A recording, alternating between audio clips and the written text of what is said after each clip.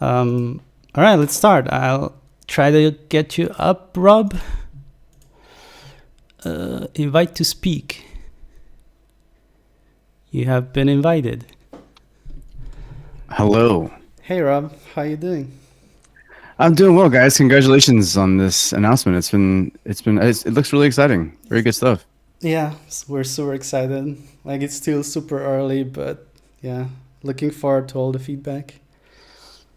Well, I have two questions, if that's okay. I first was curious to know about your potential like alpha or beta input, like maybe if you guys were considering a program where you brought in players early. Mm-hmm. Yeah, I think we're still very far off from that because we want to finish what our core vision is and to have the game playable enough that the player can experience what we intend before they bring suggestions that we already know of. Because in Pandora, I may bring some context, in Pandora we did a really early beta, and it was problematic in that like we knew most of the things that the players were suggesting, so it gave a really bad impression. So we definitely want to do it, but quite a bit later on. Awesome. Yeah, I understand that. And I'm definitely interested in being a part of that. But the other question I had for you is that, like you guys were, I mean, with Gladius, you hadn't had a diplomacy system because Warhammer doesn't do that. But I see that you're adding a diplomacy system here, and I'm curious to know if there's anything you guys are going to try to change up the formula of diplomacy. Do you want to take that, Void, or should I? No, it's fine. So, like the diplomacy for ZEPHON will be like very narrative focused, and like we try to be as immersive as possible. So you will have a lot of leader talk to each other, like lots of interaction to try to get you into the mood of the game. And we will have conventional things like alliances, etc., that you can team up, some sort of trading pacts of that sort and whatnot. We will also try to get our influence resources that you can do certain special action or whatnot with game resources to push certain agendas. But like our main point for this one is still that we have like a bit of a focus on combat. So we definitely don't want to make sure that it's too much of a lull gameplay wise. Like the whole game should be dangerous. The survival aspect should be there. You know, like the other leaders you interact with, they're also on edge. And like if you actually manage to get a good relationship, then this is something you can be kind of proud of because it won't easily come by. That sounds great. Thanks, guys. I really appreciate it, and congratulations. Yeah, thanks, Rob. Thank you. Okay, let's see. I think Adozu had raise his hand up. If I'll bring you up, Adozu. Invite to speak. You have been invited. Good afternoon. Good afternoon. I actually had two things I wanted to ask. One would be, I know you have teased the idea of moving forward with a sequel to Gladius at some point in the future, though I understand it's not yet firm, let's say. Are there going to be any plans further after the next DLC for the current Gladius? And the other thing I wanted to ask instead for your new IP, will it feature an overarching mode aside from the immediate tactical situation? Because it's been asked many times if there were ideas for like a campaign mode or some kind of overland scenario mode, something that connects different missions. Is there anything like that in your ideas maybe? Okay. Thanks for the questions. That's awesome. In terms of Gladius, we can't really promise anything or reveal anything. We have a lot of ideas, I think, still about Gladius, and there's a lot of motivation from a lot of sides to do more content for it. There are no concrete plans, but I think everyone involved wants to do as much as they can. in terms of bringing anything, like, new units, anything we've missed, new factions. I mean, we have like still 3 big ones that we haven't done. And I can't speak for anything that's going to happen, and I can't speak necessarily for our other partners, etc. But if it was up to me, we would be doing everything. We would be doing like all the factions we've missed, and we would leading up to a sequel if we end up doing that. So I think it's not all the stars have aligned yet, but it's definitely a possibility. Let me leave it at that. Yeah. I think I can say for all of us, we'll be excited to keep working on it, excited to do a sequel. But as Rock says, it's just a matter of getting everything in order before we could do any of that stuff. Yeah, and I think with 9th edition, there's lots of cool new things to explore that the Codices and Games Workshop has done in terms of rules, in terms of the new units they're constantly bringing out. There's a lot of cool stuff. I think there's like the DLCs are selling extremely well, so it would be pretty disappointing to stop. In terms, I'm hideously excited about all the new Orc stuff as an Orc player, but obviously we will work with what we can work with, won't we, Rob? Yeah, I think so. I hope that answered your question about Gladius. Did that satisfy your curiosity, Adoza? Yeah, no, that's great. Thank you. You're welcome. I guess that's what everybody wants to hear. I mean, we didn't maybe expect right now to have a date for the next DLC, but just to hear that you're excited about the prospect of making more gives everyone good news, I believe. Awesome. Yeah. Cool. In terms of ZEPHON and the question about having a different layer, if I understood that correctly, I think we still want to focus on the game world per se. We think as a mentality, as a core idea, that we want to have the majority of, or pretty much all the gameplay play out in one scene in the game world. We don't want to go into what some other games do with a different battle scene. We feel like that either breaks immersion or creates a situation where you might just want to skip the combat altogether or skip some other parts altogether, and we'd rather create an experience that's more integrated. Having said that, we will in ZEPHON have an event system, a quest system that's much more developed than in Gladius, which will allow us to abstract some disasters or unexpected circumstances that happen, and bring that out and characterize the story and the intrigue and the dilemmas that you're gonna have to face, more socially and governmentally, and not just combat, because there's only so many tiles we have there to work with. So I think that's a great way to bring out more traits, more experiences, and more quests and more lore.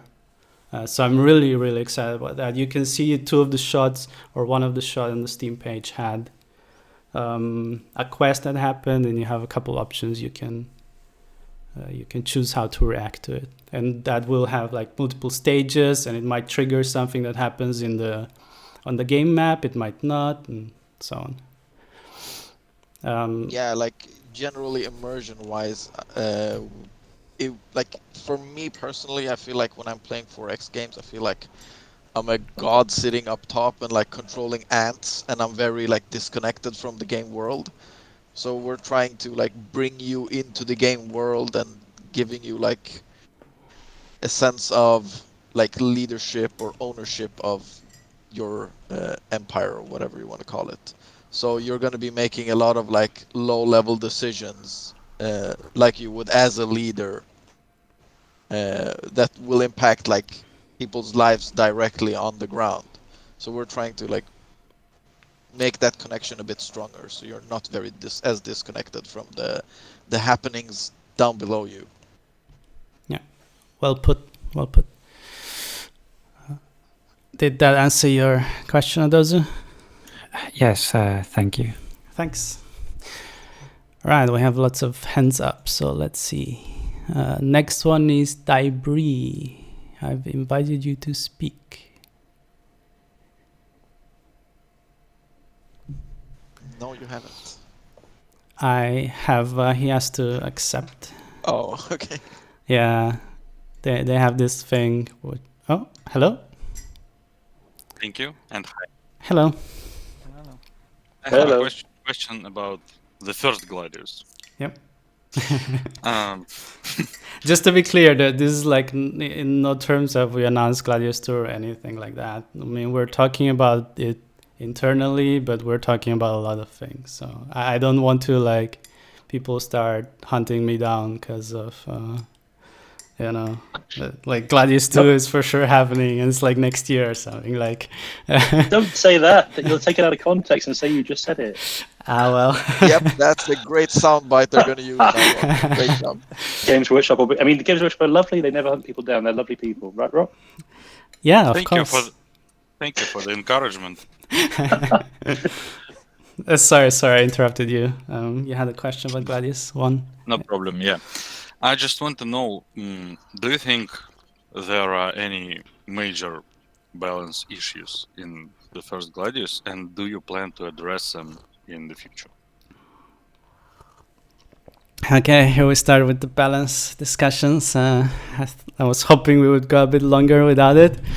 I think in general, balance is pretty good. I think at this stage of the game, it's really hard for us devs to judge it as well as the 1,000-hour players that have played the game, because you guys had so much more time and like it's crazy how much you guys are playing it. So I'm aware there are some balance issues or some meta issues perhaps. We're constantly gonna keep looking at it for sure. There's one exciting change that's coming with the next patch, which probably doesn't address any of your primary concerns that I've heard in the past, but Maybe one or two AM early game complaints, etc. I think. Yeah. I think so. I mean, I think we can say what it is for the AM change, right? No, I don't think so. Well, in terms of the balance, there's new content coming for sure, but there's one smaller thing that I think is pretty exciting, although it, as said, might not address your primary concerns, is that heavy weapons teams will be able to swap from crack to frag grenades as their missile armament from the start without any other upgrades. So I think that's a pretty exciting change and goes along well with both the board game, the codex, and brings out some more possibilities. Do you have do you want to bring up some balance issues in particular you're thinking of that you want to highlight, or? Oh, well, I didn't think you would ask. But to name you, well, there are quite obvious issues in my opinion, and probably some other people as well will agree with me. For example, the Lictor spam and the Revener spam is kinda... Well, people will soon probably start to ban Tyranids from multiplayer games because of that. Okay. And also, people tend to generally agree that Astra Militarum is kind of on the weaker side, to the point of almost no one playing it unless it's like a perfect random start with all the resources you need. Mm-hmm. I've heard that part, yeah. I mean, I've been discussing some changes for Astra Militarum with Void. We haven't agreed on anything yet. I think for the majority, we'll want to see how the new content works out, because it tends to sometimes address some issues or change the balance, and we don't want to bring big balance changes up with it at the same time. And definitely as we were doing the content, we were thinking about the balance as well. We're not disregarding that, but I hear you about the lictor spam and all that stuff, and we'll keep it in check. We'll try to. And if you have any suggestions, write in balance chat, ping me. I'm definitely reading all the stuff, even if I'm not responding. Actually, very cool to hear, because some people doubt that, but now you heard it, guys. Well, it's not always easy to make the changes, right? Because like there's so many units, so many abilities, so many different dynamics in the game by now. I feel really, really complex. And also, if you allow me, I will point out one issue with the Chaos Lord, who is being like really powerful and just game defining in some matches, because he's really early and he's really powerful and he's extremely tough to kill.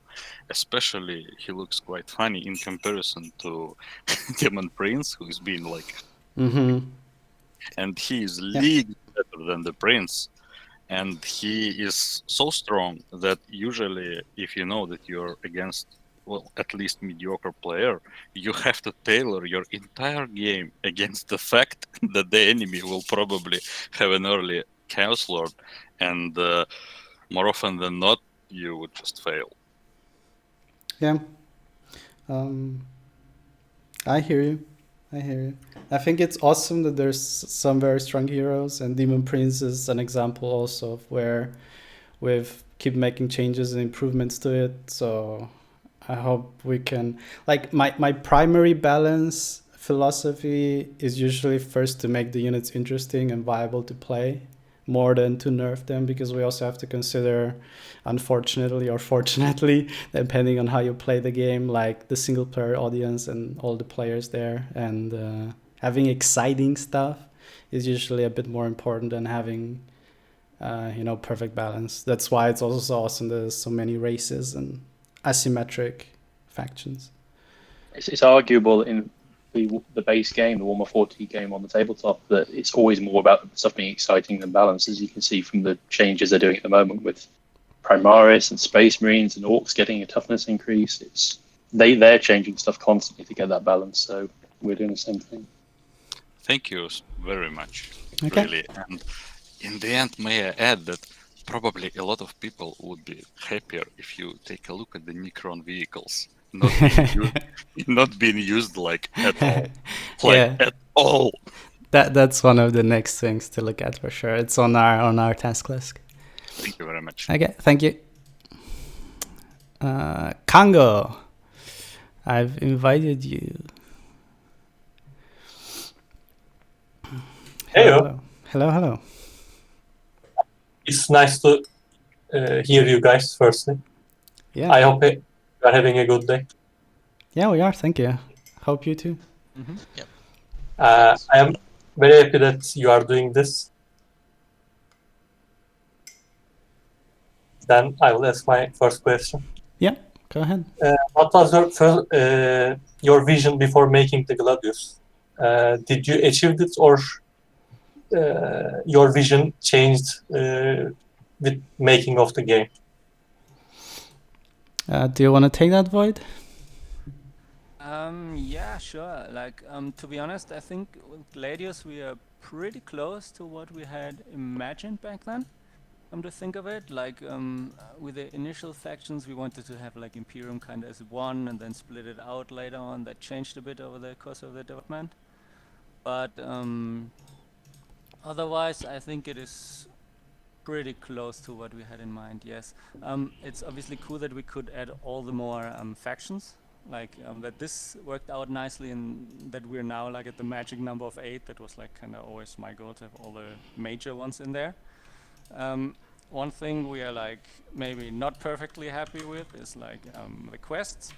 Like, that somehow, when we planned back then, seemed maybe a bit more impressive, or like we imagined it kind of cooler, but yeah, it's a bit tough one. Like, how much they add to the game and like how many people enjoy it. Obviously, we do have some stats on that regard, but there's also a lot of complaint, and like also many of our vocal players like are also multiplayer, and they like they really don't want to have quests. You want nothing like interfere with your PvP situation there, which I can understand. I would actually think the same. Yeah, otherwise I think it's pretty close. Do you think that there's like anything big missing, or what would be the one thing you feel like should have been different? Because obviously we were also like, we are in talks about Gladius too, and like what features, etc. So what like kind of feature would you have in mind? Well, Number one that should change. I don't have a particular something in my mind, but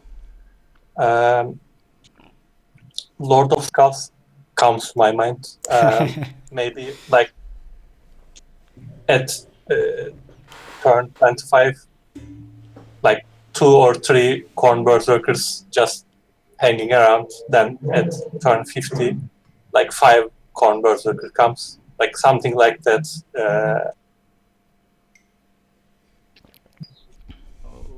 Okay. I think you broke. Rock, could I also answer that question? Sure, yeah, go ahead. Yeah, so I guess in terms of when we were first talking about Gladius, one of the key pillars was we were going to have heavy asymmetry between factions. We wanted the factions to be each both play like the tabletop, but also fill out how those factions would play in a larger conflict. Because a lot of the tabletop conflicts are just kind of like the skirmishes in larger battles. And though there are campaign mechanics now for things like Kill Team and the Crusades, those things weren't really around when we started in design. So we were looking at how would a civilization drawn from one of these factions work when it was on a war footing constantly. And that's basically what the game design is cities which are heavily asymmetric, have different influences and resources that they're drawing on, like the Space Marine Fortress being the only thing the Space Marines can build, versus the Tyranids, which are kind of smaller, more mobile cities. I think originally in our design we wanted those cities to be moving, so we were looking for a really kind of heavy asymmetry in the actual economies, in their kind of troop lineups and all that stuff. And I think that's the same reason why some of the factions don't have all the troops that they have on the tabletop, is because we wanted to keep the asymmetry in there. So yeah, for me, that core reflection of the tabletop and the heavy asymmetry is what I wanted, and I think we did that. Yep, I think that we did that really well. For my second question, what was your greatest challenge while making the game? It can be a technical or artwork stuff that comes to mind. Mm-hmm. Well, I think for the project in general, just the coordination of everything, perhaps. I mean, this is the first licensed game we've done, so it was a new experience for us. So I think especially in the beginning, we were struggling a little with how to integrate it into our process, because we had to batch things a little more, do more things at the same time. So I think for me that was it. Yeah, for me there were a lot of like early issues because we still have to get everything approved by Games Workshop. So setting up a pipeline where we can be efficient and pump things out in like a timely fashion. There were some teething issues in the beginning. I know there were a lot of like assets that we ended up not using in the beginning. Yeah. But once we got going, it got much better. So yeah. Yeah, one point here to mention is like that for reference material, like even if you have seen, for example, art in a previous Warhammer game, that does not necessarily mean that you can use that style, or even though it got approved, like it still might change, like the requirements of Games Workshop, that you have to like need to go in this direction and whatnot. So that can be a bit taxing, as well said. when you assume that like this kind of thing works, this was done before, it was all approved, but no more the case. I think for me, the most difficult thing was having 2 kids during development. I think Void probably chimes in this one. It's like having kids and getting a full-time job. Just like, yeah, okay, I have much less time to do this now, but it's still fantastically enjoyable working on it. Yeah, and I mean your stories are really awesome. I mean it's like for the quest, like at least the lore is awesome. When I read it, always when the first draft comes in for a faction, that's like the thing that kind of motivates to make more quests or like add them for the new factions, because you're just like, oh, how does it develop, etc. And then Dan has to like negotiate also with Games Workshop. Can we go that far? Can we push that angle? Yeah, the things they've said a no to a lot of things I would have liked to get in the game, but they have particularly stringent rules about sandboxing, that you get to play with their narrative toys, but you've got to put them back as you found them. If you don't tidy up after yourself, you're in trouble. So yeah, we can only use their toys as long as we don't change the world fundamentally, because that's up to them to do. Yeah, in that aspect, it's a bit nicer to work with our own IP like ZEPHON, because there we can pretty much do all of the crazy ideas we have, and we don't need to like ask anybody for approval. One example is one of the quests we're doing, we might get banned from Australia for. But like all of that stuff is kind of nice to have that freedom to like do whatever like crazy idea you come up with and try to get it implemented into the game and fun for the player. Try to get ourselves in trouble. Yeah, and I try to keep you out of trouble. Yeah, there's a funny dynamic. Dan always tries to get us out, and Sohail wants to get us in trouble. Okay, I think there's a couple more people with their hand up, and we don't have. Can I ask one little question? It will be fast. Sure. Is there any possibility for sub-factions, like using half of the current factions units, like the other half is new? So you mean probably like a chapter? Mm-hmm. Yeah, or anything that comes to mind. Mm-hmm. Or like an orc clan or anything like that. I think in general we want to stick with what we've done and like do justice to the big things we haven't done yet. So we would definitely first do the major factions we haven't done yet before going into that territory. And I think some of our modders, which have been really incredible, have done some really stellar job in trying to bring either new textures for the chapters or even new game mechanics or even new units. So I think I'm happy leaving that to them for the time being and focusing on the bigger stuff that maybe they can't do. If that makes sense. Thank you so much for answering my questions. Have a good day. Lots of ideas for if we were able to do a sequel. We have lots of ideas of how we'd explore this stuff. But I asked this question because Total War comes to mind. And it adds old races as a patches, then a new race comes, and I think it's very successful. Mm-hmm. I think we can say safe to say we admire what they do with the regularity of DLC and the regularity of the way that they morph the factions around their leaders, but they do have thousands of people working on their project. Yeah, of course. Okay. You guys are best for like at your size of a team. It's really great to have such a game as Gladius. Oh wow! Thank you. Thank you. Thank you.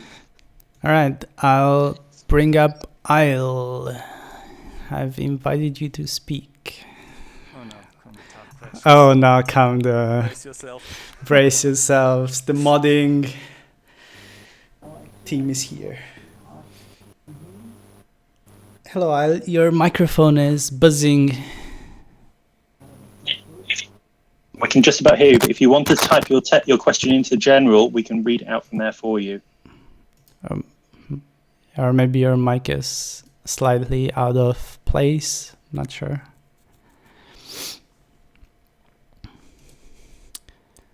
Since we're low on time, I'll just pull up someone else and I'll get you back in afterwards, if that's okay. Yeah, I think he's typing the question out anyway at the moment. He is, yeah. Okay. Let's just, in the sake of saving time for now, I'll bring up Descry and then we'll answer your question, Isle. Yes. Hello, Descry. Hello, hello, hello, hello, hello. You're muted currently, Descry. Okay.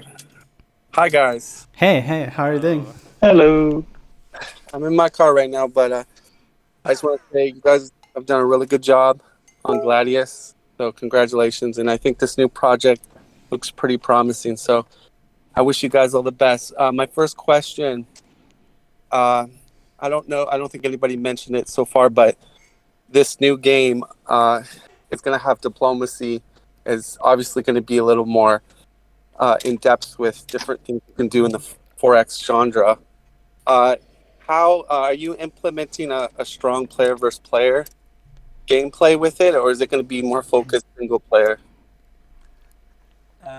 We definitely have considered or will have a strong player versus player. Like that will be more even than in Gladius.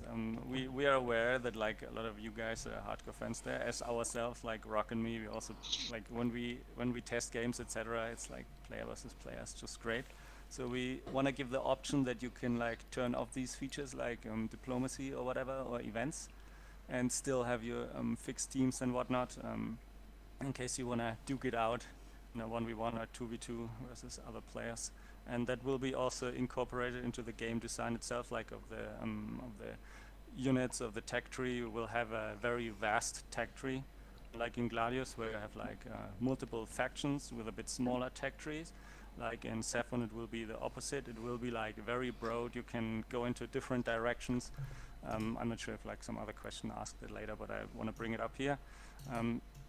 So you can indeed go like more in the cybernetica route, or like into the mystical monster voice direction, or the classical human direction, and like they all will have like different unit types and upgrades, and they also need their own resources, and will also have tiers. Like there are more buildings now than in Gladius or something, where like later on you have the more advanced ones, a bit more complicated resource chains, etc.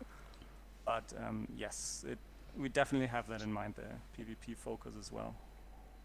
That sounds really cool.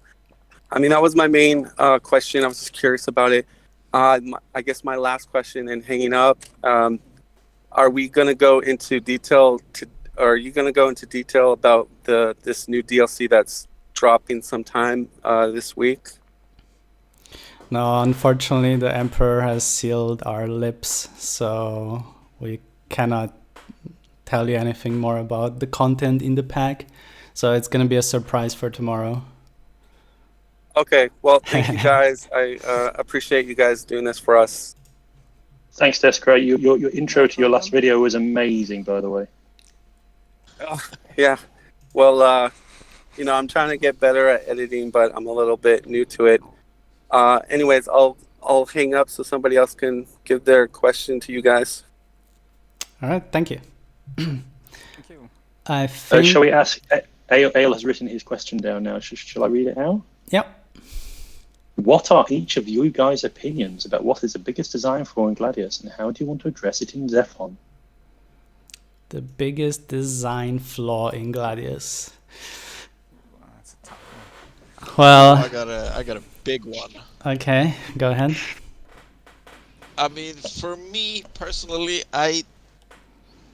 this is something I wanted to bring up in ZEPHON too, like kind of fix in a way, because like in Gladius or in these types of games where like you make a faction decision early, you make like a lot of decisions early before you've gotten into the game, and like one of the questions we got earlier, like it's basically hard to play Imperial Guard if you like don't start with like a great starting location and have everything. So for me personally, I want to steer ZEPHON away from that a bit, so you don't make too much decisions early on, where you start with more like a general layout for your faction, and then you can make decisions and steer your faction into different directions as you play. So if you feel like you're surrounded by, I don't know, an enemy who's strong in one thing, you can turn your faction to counteract that, or you will be shaping your faction along the way a bit more than starting out with a new faction, with a set faction and like these set units, and you can't change it unless you like start a new game with another faction. So that was like my biggest like I problem. guess But of course, for me, thematically, I would have loved it if we could have worked out some way of getting diplomacy into the game between the Imperial factions, because they're the only ones who can actually be diplomatic to each other. If we'd got some way of being able to balance that, that would have been wonderful. But it's such a difficult design problem, especially in multiplayer, to have several factions that are against each other and some factions that are together. It's just something we couldn't really do. And as you know, in the grim darkness of the far future, there is only war. So diplomacy was out. Yeah. Yeah, for me, apart from the quest mechanics, which I feel like could have been more intricate and whatnot, is another one is like the openings and playstyles for factions.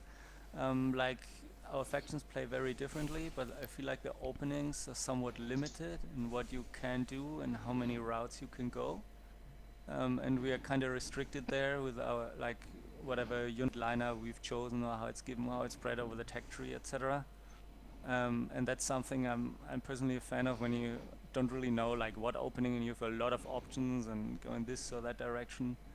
It's something we definitely want to do differently with ZEPHON. Yeah, I think mine would be something with the translation of the board game rules into the video game space. There's a lot of we've tried to be really honest and straight to the material in terms of the traits, the abilities, the unit types, and how the units can move, etc. But that often for us causes a lot of discrepancies at the edges, like units that look like they're flying, not really flying, or vice versa. And that really bothers me, because there's no straight way to handle it without changing like all the units that react to it. So having the freedom of designing the unit from scratch and taking everything into account with ZEPHON will be very freeing and more in line with the visuals and everything, I think. So Yeah, but is a jetpack going to be a flyer or a skimmer rock? Or is it in the air? Tune in 1.5 years to find out. Okay, well, there's a lot of people still. I think we're gonna take 2 more questions and then wrap it up. Let's see how it goes. OMZH, I've invited you. Hello. Hey there, can you guys hear me? Yep, hearing you loud and clear. Awesome. So yeah, thank you guys for doing this AMA. Really appreciate it. So my question kind of revolves around faction diversity. So I personally am of the opinion. I know we had a couple questions about balance beforehand, but I'm part of the my opinion on balance is perfect balance is the enemy of fun. Mm-hmm. And I was curious, like in terms of faction diversity for ZEPHON, what you guys are looking to do with your factions to kind of make them unique or play differently. I know some games, like take Civilization for example, there is some limited diversity between the different kind of civilizations, but your victory conditions kind of decided by which civilization you go with. So I'm curious, on the one hand, what you guys are looking to do to kind of create diversity between the factions, and how open the gameplay and the victory conditions will be depending on sort of the faction the player goes with. Is that for ZEPHON or Gladius? ZEPHON. Oh, sorry, that's for ZEPHON. Oh, okay. Okay, so for ZEPHON, like the faction diversity is obviously a big deal and big concern for us, coming from Gladius, where the factions are really different. But I think for ZEPHON, we're gonna have a bit of a middle between Civilization and Gladius. So, for example, we won't have like all the specific, like faction-specific unit. You rather choose like a leader, but it will be mechanically. The different leaders will have quite some mechanical difference, like unique mechanics, not just like some trade pony. Like when you think back in Pandora, we just like made percentage pony out to certain resources. Sure, it gave some different gameplay, but not nearly enough. And especially after Gladius, we can't go back to that. So the leaders will have their own mechanics. They will have their own technologies, like to upgrade their game-specific mechanics. And also for the late game, there will definitely be like quest decisions to make, like as the story unfolds and whatnot.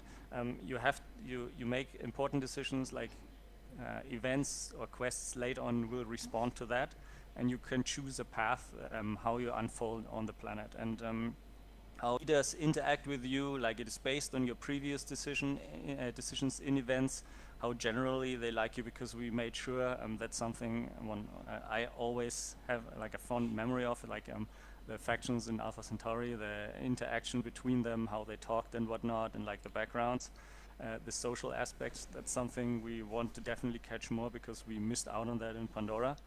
And we also for the diplomacy, that's something, because that was a question earlier, and this may be another point here, we want to make sure that when you do something like that, the AI really responds to it in diplomacy. So it's always frustrating when the AI, for example, declares war and you have no idea why, or why this happens, or why does it do that.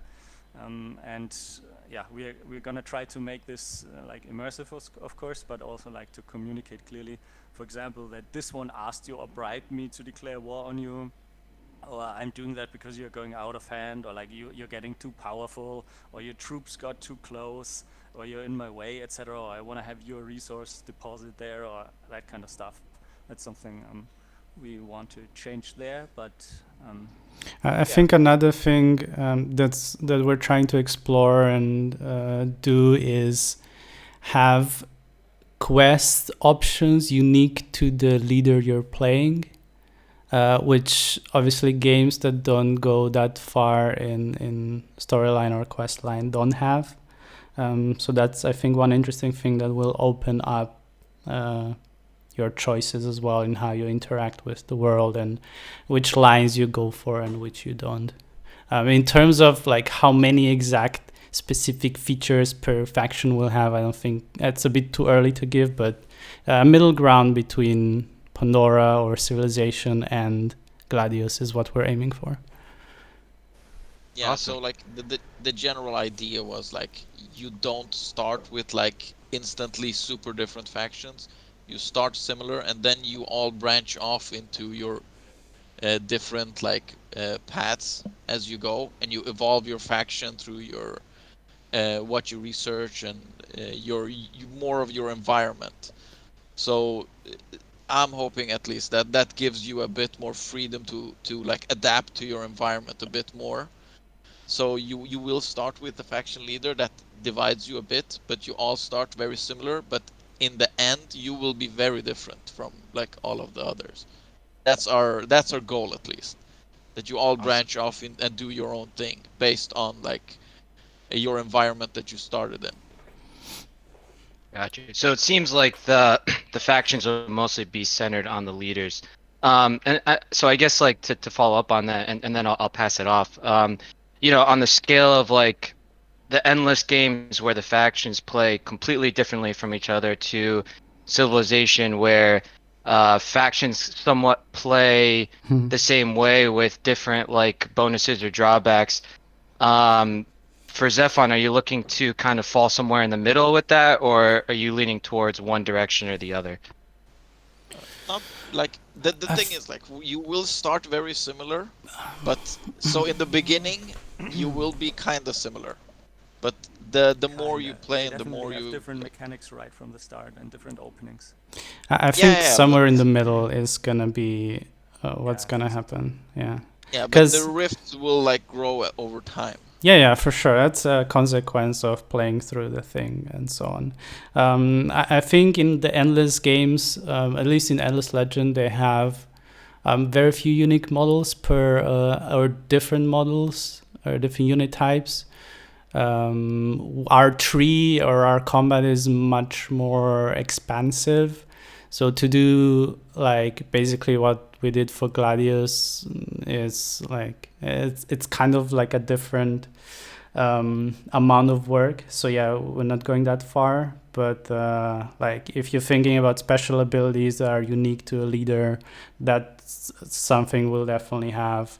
We may have special units. I'm not totally sure who will have We will what. have a lot of units though. Yeah, That's yeah. for certain. Awesome. Sounds good. Thank you guys. Appreciate it. I'll pass it off to the next person that has a question. Thanks Okay. again. Thank you. Thank you.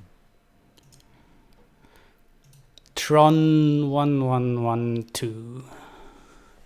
I think we'll take your questions and then wrap it up because we've been here for actually quite a bit longer than intended. But that's awesome. All right. If you have other questions, feel free to put them in the general chat and we'll try and answer them when we've got time. All right. Testing. Am I coming through clearly? Yep. Very clear. Yep. Okay. Thanks for having me. I'm not particularly well in tune with balance and similar such in Gladius. This is just based on what I've seen and what my friends have asked. But what are your guys' thoughts on how to deal with things like power creep, with the base factions being a bit less capable than DLC factions and the like? I know that Tyranids, for instance, are very, very powerful, but a lot of people struggle when playing Guard or Space Marines.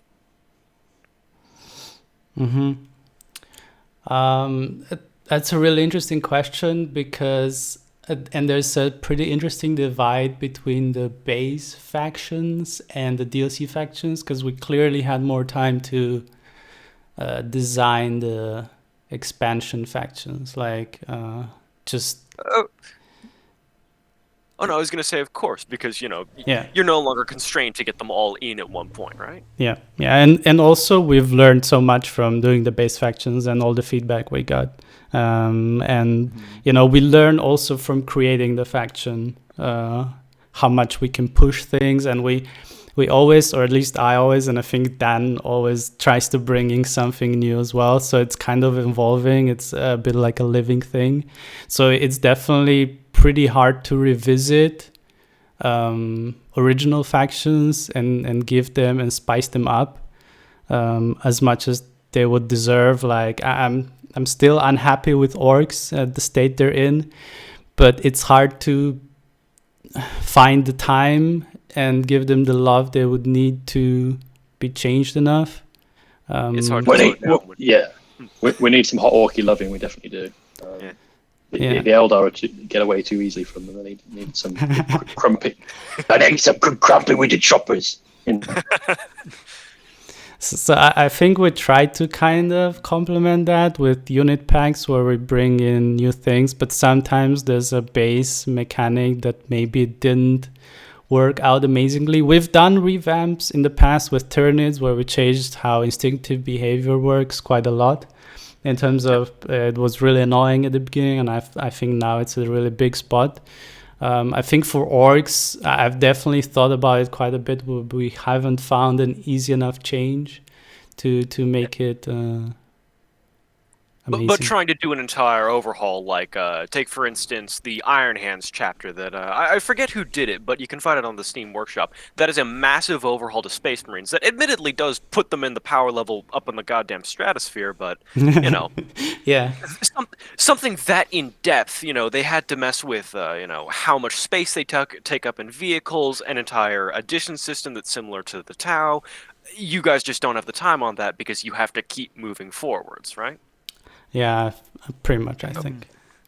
Yeah, but like also one has to say that it's pretty hard, like balance-wise, to say if what is really needed, because often people don't really agree. You can see like in the tournaments that happen, like that even some of the older factions do very well. So Of course. yeah, one has to be also a bit careful to not buff too much, because we had situations where in the past everyone cried about a certain thing, like the Predator kill shot, I think it was, and it went like a bit up damage-wise from 33 to 50%, and then suddenly Predators were like the unstoppable force, and everyone was like, no. So yeah, it's a bit difficult. I But think we definitely tried to like keep the old factions on the same level, and Necron vehicles next and on. I think we also always try to. I mean, you remember reading the old Games Workshop things, and every time they released a new race, that race would always dominate. We don't try and do that. We do try and make it so that every time we release a new DLC, they have some innovative element that means that the older races are going to be struggling against them. But then you have to. I still remember the Necron March of Death back when they were still new. Yeah, exactly. Yeah. But to segue this into the next question before I pop off, or rather leave, do you plan on leaving avenues for progression and growth as the game grows and more content is added in ZEPHON? Do you mean if we'll make more DLC for it, or if we intend to make DLC for ZEPHON or more content for it, or did I misunderstand? More like I expect ZEPHON to grow into a very effective game. It's going to be similar to Gladius, only vaguely so, but it will be very truly a 4X that can stand on its own. But I don't know if it will suffer the same issue that Gladius did in Power Creep. What I was asking is, with base factions, or even the framework on how factions are built, do you plan on... Well, hold on. Let me organize my thoughts here for a minute. That's okay. With ZEPHON, the commanders and the faction leaders are planned to be less of a focus than in Gladius. It is not going to be amazingly specialized to start off, correct? Yeah, there's a slightly different focus design-wise, game design-wise, because we're going more into personal character development and more RPG elements, if you may so say, than in Gladius, where you were playing an overall faction. Maybe in the quest line you were playing a certain character, but you didn't really feel like you were playing a specific character, while in ZEPHON we want you to feel like you're playing someone, like you're that guy and you have specific attributes. You're like a human that has flaws and so on. You do shape how the character and therefore the faction grows. Yeah. All right. I think that handles my question because I was working off an almost Gladius-esque or Endless Legends-esque idea of how the factions would work, but I think that handles it nicely. Okay. Well, thank you for the questions. Thank you for having me on. You guys do great work. Thanks. Thanks. Okay, I think we'll wrap it up here. We're almost at an hour. So I want to thank everyone that joined us. We're at 92 people in this call now. Thank you so much for joining. And I think in this Discord, we've created a really awesome community by now. And I want to thank also all the mods and everyone who's chatting. Hope to see you around for a lot longer. And I'm excited to bring more content, more games, and more good vibes to all of you. Yeah, Right, have a guys. lovely evening, everyone. And if you've got any more questions, put them in the Slack, in the general channel. Is that fair, Rock? Yep, that's good. Or ZEPHON general if it's like ZEPHON related. Yep. All right, guys. See ya. Have a good day. Yep. Thanks, everyone. Bye-bye. Bye.